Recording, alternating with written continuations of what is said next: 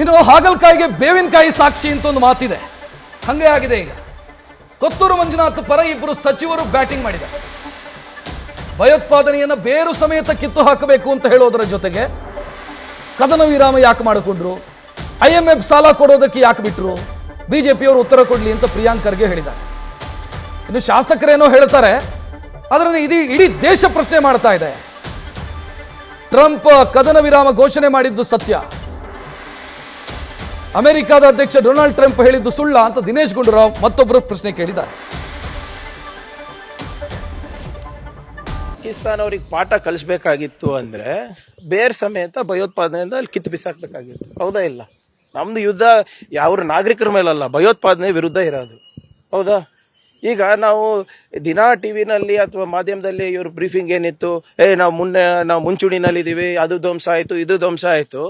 ನಾವು ಭಯೋತ್ಪಾದನೆಯನ್ನ ನಾವು ಕಿತ್ತು ಬಿಸಾಕ್ಬೇಕಾದಾಗ ವಿರಾಮ ಯಾಕಾಯ್ತು ಅಂತ ಹೇಳ್ಬೇಕಲ್ಲ. ಸೇನೆ ಬಗ್ಗೆ ಬಂದಾಗ ಯಾರು ರಾಜಕೀಯ ಮಾಡೋ ಅವಶ್ಯಕತೆ ಇಲ್ಲ. ನೋಡಿ, ನಾನು ಅದೇ ಹೇಳ್ತಾ ಇರೋದು, ಏನಿದ್ರು ಕೂಡ ಅವ್ರು ಹೇಳಿ. ನಮ್ಮ ಹತ್ರ ಮಾಹಿತಿ ಇದೆಯಾ ಸರ್? ಸರ್ಕಾರ ಹತ್ರ ಮಾಹಿತಿ ಇದೆ. ಆ ಮಾಹಿತಿಯನ್ನ ಕೇಳೋದ್ರಲ್ಲಿ ತಪ್ಪೇನಿದೆ?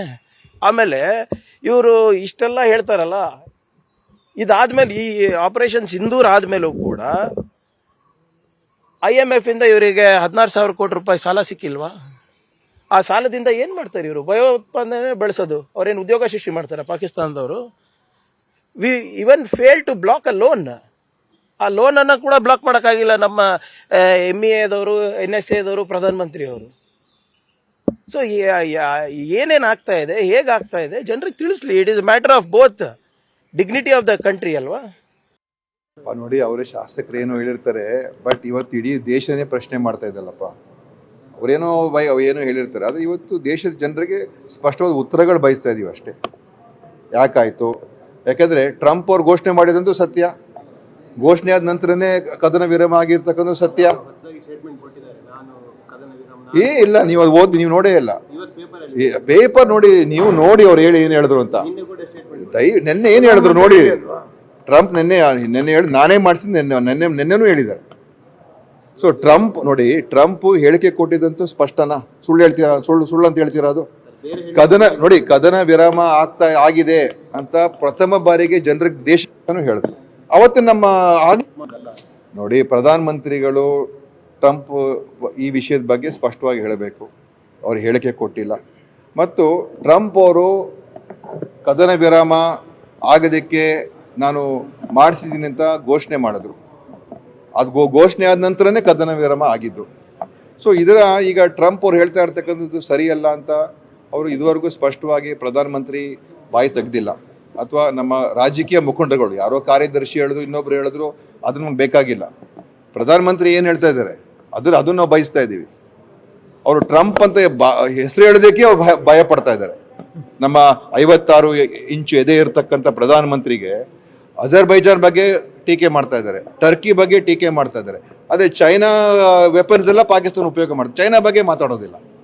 ಟರ್ಕಿ ಮೇಲೆ ನಾವು ದಾಳಿ ಅಂದರೆ ಅವ್ರ ಬಗ್ಗೆ ಟೀಕೆ ಮಾಡೋದು, ಅಜರ್ಬೈಜಾನ್ ನಾವು ಎಲ್ಲ ವ್ಯಾಪಾರ ನಿಲ್ಲಿಸ್ತೀವಿ, ಟರ್ಕಿ ಜೊತೆ ವ್ಯಾಪಾರ ನಿಲ್ಲಿಸ್ತೀವಿ ಅಂತ ಹೇಳ್ತಾರೆ. ಚೈನಾ ಬಗ್ಗೆ ಮಾತಾಡೋಲ್ಲ. ಟ್ರಂಪ್ ಬಗ್ಗೆ ಹೇಳೋದಕ್ಕೆ ತಯಾರಾಗಿಲ್ಲ.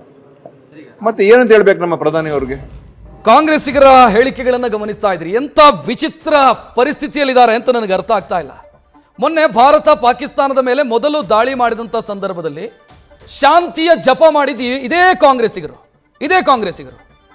ಯುದ್ಧ ವಿರಾಮ ಘೋಷಣೆಯಾದ ಕೂಡಲೇ ಯುದ್ಧದ ಬಗ್ಗೆ ಮಾತನಾಡ್ತಾರೆ. ಭಾರತ ಅವ್ರ ಮೇಲೆ ಅಟ್ಯಾಕ್ ಮಾಡಿದರೆ ಶಾಂತಿ ಬಗ್ಗೆ ಮಾತನಾಡೋದು, ಯುದ್ಧ ವಿರಾಮ ಘೋಷಣೆಯಾದಾಗ ಯುದ್ಧದ ಬಗ್ಗೆ ಮಾತನಾಡೋದು.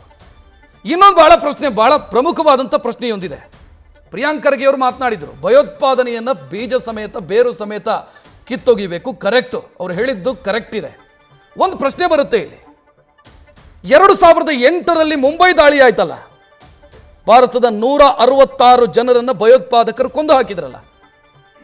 ಆವತ್ತು ಮಿಸೈಲ್ ಬಿಡಿ, ಒಂದು ಗುಂಡು ಹಾರಿಸೋ ಯೋಗ್ಯತೆಯೂ ಇರಲಿಲ್ವಲ್ಲ ನಿಮ್ಮ ಸರ್ಕಾರಕ್ಕೆ. ನಿಮ್ಮದೇ ಸರ್ಕಾರ ಇದ್ದಿದ್ದಾಗ, ನೀವೇ ಆಡಳಿತದಲ್ಲಿದ್ದೀರಿ, ಒಂದು ಗುಂಡು ಹಾರಿಸೋ ಯೋಗ್ಯತೆ ಇರಲಿಲ್ಲ ಆ ಸರ್ಕಾರಕ್ಕೆ. ನಾವು ಕ್ರಿಕೆಟ್ ಮ್ಯಾಚ್ ಆಡಲ್ಲ ಪಾಕಿಸ್ತಾನ ಜೊತೆಗೆ, ನಾವು ಈರುಳ್ಳಿ ವ್ಯಾಪಾರ ಮಾಡಲ್ಲ ಅವ್ರ ಜೊತೆಗೆ, ನಾವು ಅವ್ರ ಜೊತೆಗೆ ಟೊಮೆಟೊ ಸೇಲ್ ಮಾಡಲ್ಲ ಅಂತ ಕೂತಿದ್ದು ನೀವು. ಒಂದು ಗುಂಡು ಹಾರಿಸಿದ್ರ ನಿಮ್ಮ ಯೋಗ್ಯತೆಗೆ? ನಿಮ್ಮದೇ ಸರ್ಕಾರ ಇದ್ದಿದ್ದಾಗ ನಮ್ಮ ಇಬ್ಬರು ಸೈನಿಕರ ತಲೆ ಕಡ್ದು ತಲೆ ತೆಗೆದುಕೊಂಡು ಹೋದರು ಪಾಕಿಸ್ತಾನಿಯರು. ಏನು ಮಾಡಿದರು ಆಗಿನ ನಿಮ್ಮ ಪ್ರಧಾನಿ? ಆಗ ಎಲ್ಲೋಗಿತ್ತು ನಿಮ್ಮ ಪೌರುಷದ ಮಾತುಗಳು, ಪರಾಕ್ರಮದ ಮಾತುಗಳು? ಮಾತು ಚೆನ್ನಾಗಿ ಆಡಬಹುದು. ಈಗ ಆಪರೇಷನ್ ಸಿಂಧೂರ್ ಬಗ್ಗೆ ಅನುಮಾನ ವ್ಯಕ್ತಪಡಿಸಬಹುದು. ಏನು ಮಾಡಿದ್ರು ಇವರು ಅಂತ ಪ್ರಶ್ನೆ ಕೇಳಬಹುದು. ಯುದ್ಧ ವಿರಾಮ ಯಾಕೆ ಬಂತು ಅಂತ ಪ್ರಶ್ನೆ ಕೇಳಬಹುದು. ಪಾಲಿಟಿಕ್ಸ್ ಬೇರೆ ರೀತಿಯಲ್ಲಿ ಕಾರ್ಯ ನಿರ್ವಹಿಸುತ್ತೆ. ನಿಮ್ಮ ತಟ್ಟೆಯಲ್ಲಿ ಹೆಗಣ ಬಿದ್ದಿದೆ, ಬಾಕಿಯವರ ತಟ್ಟೆಯಲ್ಲಿ ಬಿದ್ದಂಥ ನೊಣದ ಬಗ್ಗೆ ಮಾತನಾಡ್ತಾ ಇದ್ರಿ. 2008ರಲ್ಲಿ ಏನಾಯಿತು? ಉತ್ತರ ಕೊಡಬೇಕು ತಾನೇ ನೀವು. ನ್ಯೂಸ್ ಫಸ್ಟ್ ನಿರ್ಭೀತಿಯಿಂದ ನಿಮ್ಮ ಪರವಾಗಿ.